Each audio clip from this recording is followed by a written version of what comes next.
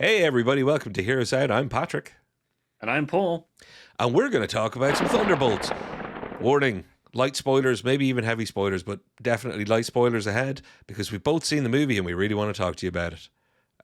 If you haven't seen it yet and you're really paranoid, maybe hold on to this video till later. If you have seen it, though, watch and comment. Spoiler. There you go. I'll overlay a nice spoiler thing there, or maybe a banana, or maybe both. Paul, let's not bury the lead, as I always say. Did you like it? Mm-hmm. Yes. Good. Yes, Me too. I did. Yes. And doesn't it feel good? Doesn't it feel good to like it again? To like an MCU movie again? Yeah, it's been a long time since I can like. It's been a long time to be able to go. Yeah, it's just a good film. This is just a good Marvel film. I don't have many notes kind of on it. That's it. Kind of thing. Like without massive reservations, we can both say, like, okay, obviously we can comment on this, and it's not all perfect, but Thunderbolts, thumbs up. The last time I've been able to easily say that was Guardians of the Galaxy Volume 3. Maybe, I suppose, Deadpool and Wolverine. Yeah, but do you mentally do that as well, that Deadpool and Wolverine is MCU, but slightly different spur of MCU in your head? Just slightly. Yes. Like same destination, but just one track over. Yeah, it's to me that, and also weirdly Spider-Man. Even though he's in the Civil War stuff, but because of the whole Sony stuff behind the scene with that too. Yeah, I get you. Yeah. But back to the Thunderbolts. Sorry, I took us on the side tangent, but I had to ask. He's my friend, folks. I love talking to him. It's not just talking to all of you, but I do love all of you as well. So thanks for watching. Paul, I'm going to give you the first thing I loved about the Thunderbolts. Okay. And I have many things that I loved about the Thunderbolts. But it wasn't afraid to not just be action or laughs. It had both action and laughs. Mm-hmm. But I got that feeling. It was one of those nice, I'm not going to say dark. It had darkness, but it wasn't afraid to be an emotional story. And it wasn't afraid to use the characters it had to look at themes, look at things like mental health, and use these characters really wisely to show just interpersonal relationships. Like we have our mission, we have the aim of the game. But this is one of those times where somebody made a movie where I was just as comfortable watching these people be with each other and go through their experience.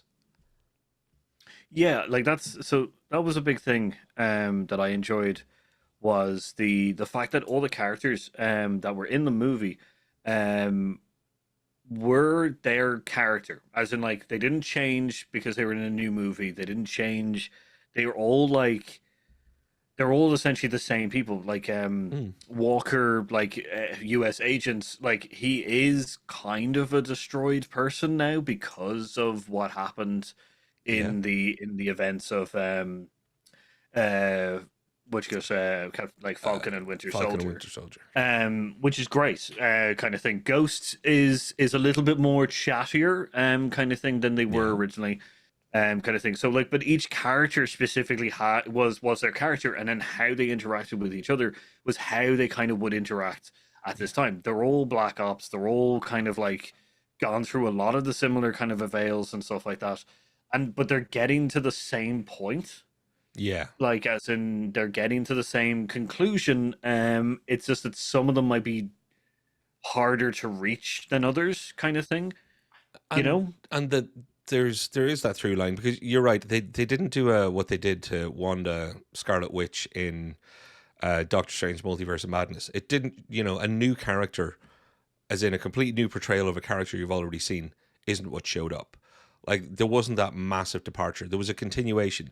There was growth. And I will say, one of the other things I really like about the Thunderbolts, when you're watching it, with very little screen time, because you have to share the screen time out. With very little screen time, some of the, let's say, the characters that weren't completely front of stage, they were very efficient and quick at giving them little bits of progression and little bits of fill-in backstory to give them motivation for the next part of their journey. And hero's journey, yes, maybe no, but the progression of their character. And I think John Walker is a great example of that. I think Ghost is a great example of that. But like, my favorite thing about this movie, possibly, well, no, I'm not going to say my favorite thing about this is that Florence Pugh is, there's, what is it when you're not a national treasure, when you're a global treasure? She should get some sort of new royalty status because she's amazing. So she was the best thing about it. But the relationships between not just how great the actors were, but between the characters of Yelena and Red Guardian as father and daughter, but also having come up through, Mother Russia as, super soldiers slash, trained assassins, the different feelings and reasons they would have for that part of their history, as well as their relationship as that familial. And I know I'm talking a lot, but there's so much cramming with like Red Guardian and Bucky. Oh my God, when Red Guardian was a kid, like he would have been looking at the Winter Soldier as this mythical, cool thing that they were doing in Russia at the time, possibly. So, the reverence that he had or excitement he had for when they were meeting, that was cool. And honestly, gosh, like even Yelena and Bob, the new character that they had to introduce and do a lot of groundwork for, they made great use of Florence Pugh and the Yelena character to give Bob a very fast track into what we needed to know about where he was mentally and emotionally. And then they had Walker standing there to give us a very fast track into, oh, this isn't all going to be roses. And I thought that was just brilliant writing. I thought it was brilliant storytelling. Yeah, there was great kind of like mirroring of each of the characters' kind of position, like within their, like as in each of them were at a different crossroads for like multiple reasons, and those crossroads had a lot of baggage on them, and had a lot of baggage to go with that. And so there was excellent kind of like interactions based on each of the stages of which those characters were at, Yeah. kind of thing. As in, one of the characters is a little bit delusional about like, that they're, the soldier, the tactical, like Walker is a little bit more delusional about his military training and where he, kind of is within the group, kind of like, I'm the only soldier, all this kind of stuff. But it's but it shows his deceiving himself. Yeah. And a lot of the others, like, and he's a lot more in the deceiving himself category than a lot of the other ones. But the thing is that they all have that too. They're all deceiving themselves in different forms and different ways, and maybe that's not the main thing. And it was a good kind of like combination of as I said, all of these characters were in similar places, which was great. Because then when they meet Bob, and Bob is kind of like the amplified version of all of them. It's literally like, this is what happens when you go one or the other way, and like it's so powerful and so destructive, kind of thing. Which is an amazing kind of character trait. It's such a good character driven story. It's really well done, and Alana is such a good front runner for it because she's so deeply hurt and so deeply like and draining from what's happened, what her history is. And they give everybody, and again, like John Walker, you've brought him up a few times. He's not the obvious one to sing the movie's praises on, but because everybody should understand this, he has less time in the movie than somebody like Elena. She is more the lead of the movie. But the John Walker ego that he has, that self-serving ego, you get a dip into his past showing him that it was his self-obsessed nature that led him down even further as to how he was dealing with who he was and the expectations he had for himself and how he's not dealing with his own fall from grace, etc., etc. But simultaneously, they give him a little path in the story. They're like, yeah, but now you can watch him along with others, since they're all running in the same direction. As you put it, they have the same starting point and, the same goal, almost, slightly different variants to it, but he's running along his own little path, and you do get to see that by movie's end, that he has an awareness of his ego. And it's like, wow, you did that while you were doing all of these other great things. Like, this isn't even subplot, this is just artful storytelling for your characters. It was just chef's kiss. I don't think people are going to rate Thunderbolts as highly as I am, Paul, or maybe as I don't know if you feel I like it too much or not enough. But I think when people watch it 2 or 3 times, they're going to be like, wow, it's actually not that easy to do what they just did. No, so I have brought up Walker a little bit much, and I think it's because they've carefully crafted the least of their characters. Like, Walker is not the favorite. He's not like everybody would be like, everybody would have been fine kind of if he wasn't in this movie. But the thing is that they so carefully crafted the lesser, like, and I don't want to say lesser because he is really, like, he is a very good character in this specific thing. But, like, if they're taking that much careful consideration for his character and his story, like, it really tells you what they did for Olana and what they did for Red Guardian and all of the characters that were, like, the top tier kind of fan favorite characters kind of thing, that they did such an amazing job with one of them, that they do so much. And I always like to do that. I always like to have a look at the character that's like the least of the group, and kind of like what the careful nature that they did. But you are like, I think, like, I would dare to say that this is like the greatness of this movie is like Winter Soldier or Civil War.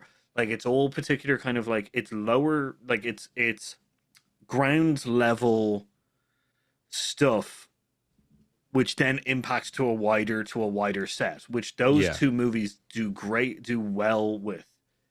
They really kind of like amp it up to 11 real quick, but they have like a fairly nice kind of way to move forward. It's not just they need a god or they need, Hulk or anything like that. It's the fact is that there's other means to which things can be resolved, and they do this in a really nice way because, like, you've got the least powered people in this group compared to some of the others, but they do a great way of like how this group resolves this particular issue. And it really, there's a lot of heart in that kind of that way. We're always saying, you're defined by the villain you choose. I think they chose wisely with their villain, because this is a punchy shooty group, and I do just a little bit before somebody says it in the comments, you're concentrating on John Walker and you think he was treated. Ghost probably wasn't treated as fairly. I will be honest, but everybody knows my prejudice coming into this. I'm not that into the Ghost character, so that's fine. Taskmaster definitely gets, let's just say done dirty. But I actually don't think once you get past 4 people, like, it's very hard in the space of time to have, having 6 main characters plus a main bad person, 7 technically, it's not happening. So the fact that they were able to service and flesh out, Valentina, Sentry, Void, and Bob as a unit, but then also, like I mentioned, have Yelena and Red Guardian and Bucky, Yelena and Bob, to be able to do all that and then still have Walker and Ghost not be completely disserviced, just maybe not serviced as well. I still think, and I'm looking forward to my second viewing because I will be watching closely for the Ghost character to see. I think anytime there was an opportunity to, have her articulate very quickly, and remember, extreme pain, extreme terror, terrible history for me, just like you and you and you and you. We're all, like you said, all coming from the same. We're all coming from the same place, even though we all have a different version of bad. But yeah, Paul, I want to move on slightly to say a lot of people give out to Marvel and particularly Disney over the last few years because they felt they were being preached to.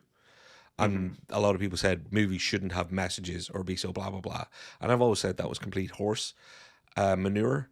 Because most of the time when people are saying, oh, they're pushing an agenda, I'm like, I didn't feel or see an agenda. Maybe you're looking too hard for it. But I never agreed with the idea that movies shouldn't or couldn't have messages without having an agenda. And I think Thunderbolts stands squarely out there safely in a field that should be untouchable. It's very clear there is a message here about mental health, and it is looked at from many different angles. From childhood trauma to not knowing what to do with your future, to family relationships, to, how you deal with all sorts of things, to even just insecurity and trauma. They use the void very well. And the idea of the entire city of New York, spoiler warning, the whole city of New York, maybe having a taste of their own demons. I think it's an incredibly interesting thought, but a very powerful message to say that, you do have to deal with your own trauma. You can't just, as Yelena said, push it down, way, way down. And that may be a very I don't know, 2025 thing to say, but I don't give a crap. If anybody out there wants to be weird and probably doesn't like this movie because there's too many girls in it, I'm not into all that girly movie MCU stuff. Well, you guys can just go back to the cave you came out of anyway. But I'm really happy. I'm kind of proud of this movie for not wavering from the fact that when you have the Void as a character, let's say, or the dark side of Bob, to actually use that with Yelena's past, but have Yelena explain how she's feeling today, starting off, being so lost, with Red Guardian's, obvious mental sadness or trauma from certain things that he hides under such a, oh, no, yeah, because he's the big lovable guy, yeah. Yeah. But you get to see there's actually pain in there too, and doubt and love and sorrow and humanity. Well bloody done. Sorry, Paul. I wanted to get that off my chest. No, I agree entirely. I think each of these people have different forms of trauma and different forms of mental issues, like mental health issues, that I think will resonate with certain people and stuff like that. I know for a fact there's going to be people out there who are going to say that they didn't do a good enough job, but I think that the intent and the thing that they want to do, like, it's very difficult to get everything 100% right. Yeah. And still be able to tell like a heartwarming story kind of thing. So like, I would hope that people could give it a little bit of leeway in that sense, kind of thing. But I think that there's something for everybody to be able to connect to. Yeah, is important because, like, as you say, I don't think we were being preached at as much. I think there was a message there, which is fine. Yeah. I guess it's like entertaining, and messages are perfectly fine. Like, I like a movie that's just entertaining, but I also like a message that has a message, like a lesson or a message kind of thing. Yeah. I think both of them are perfectly fine to have in the entertainment industry. So yeah, I think that they did a really good job with showing each of the characters and each of the dramas and stuff. And I think that's very important for this movie because they chose Sentry as the big bad, or the event or something like that they had to go up against. And I think that it is really important because, like, Marvel has done messages before, and it's usually good versus evil, us together, the will of going on, that kind of thing. The will of going on being used in both, trying to save people and trying to save people. We're looking at you, Thanos. But with Bob, with Sentry / Void, I think they couldn't shy away from the mental health issues that character has. But it was really good to show multiple layers, multiple viewpoints of different forms of it. Yeah. And then to show how each person deals with it. As I said, I just hope people are a little bit more lenient, kind of understanding that the intent is to connect and maybe give people who aren't maybe suffering from some of these issues a little bit of understanding, a little bit more than what we may have, kind of thing. Well, yeah, that's all I hope. Well, with people who don't understand that intent is actually important are usually they're unreachable anyway, because they're too busy getting trying to find problems where there aren't. So I think there's going to be a lot of people who watch this, probably this video that we're making, going, and this is moving away from the idea of that messaging, but just Thunderbolts in general, they'll be like, oh, but they didn't, they moved too quickly with, Bob to Sentry to Void, and blah, blah, blah. There's lots of things that I could pick on in this, but I'm taking it as a whole, what they managed to achieve. And, did they choose to do some things to favor achieving some things, and maybe that meant they couldn't achieve other things? Yes. And are there lots of things that they didn't do well enough or as well as they could have? Yes. But it always felt like because of good compromise. As in, we've compromised that so that we could give you this. And I'm fine with that. Give me the Snyder Cut. Give me 4 hours of the Thunderbolts. Then I'll complain at how a lot of the problems that are with this movie. A lot of the problems with this movie can easily be rectified by just adding more movie. And I'm glad they didn't, but like, I think the compromise they struck is kind of awesome.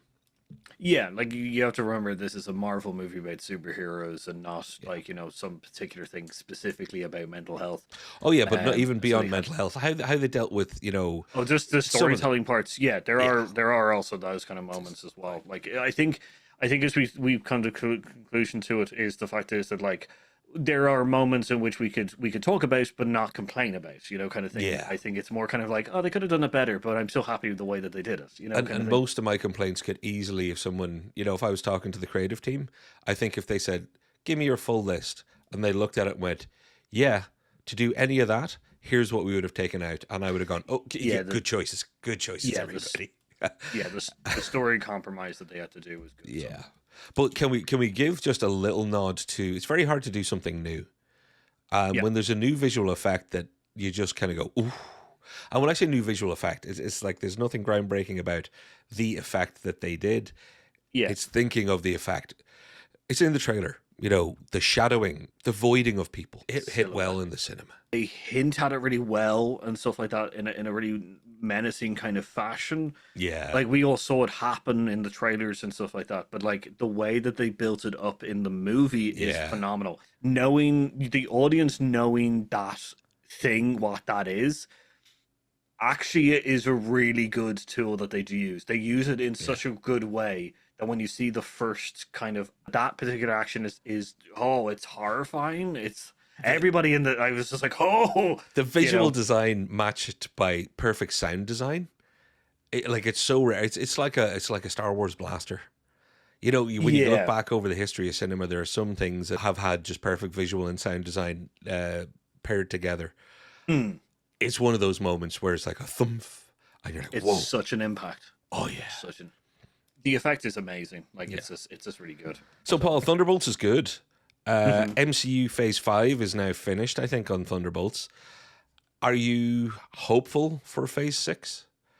Because or in spite of the Thunderbolts? Where's your compass blowing?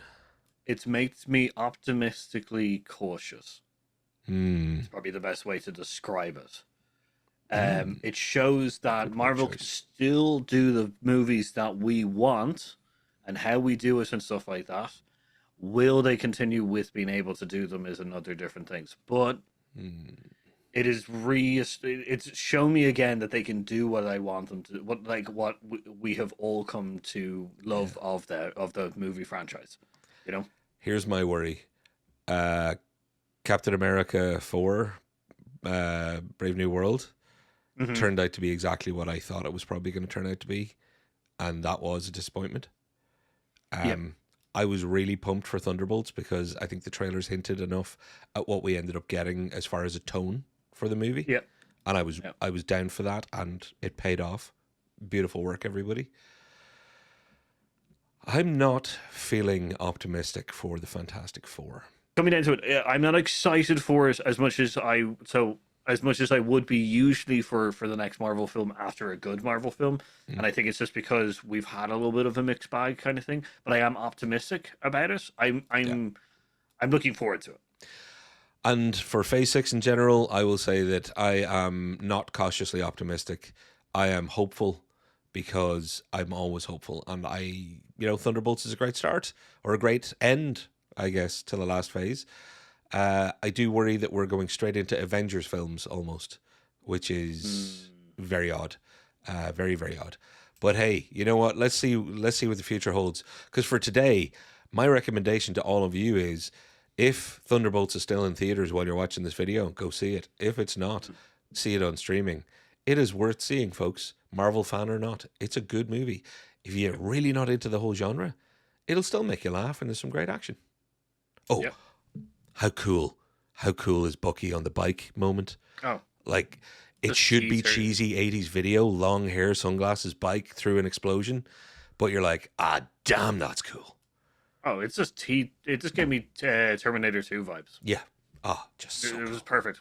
Terminator 2 vibes all the way through. All right, well then, Paul, I think you and I should say goodbye to the good people. There is no asterisk on Hear Us Out. This is the name we're sticking with, and we will see you next time. I've been Patrick. And I've been Paul. And we have been Hear Us Out. We'll see you very soon. Bye. Bye.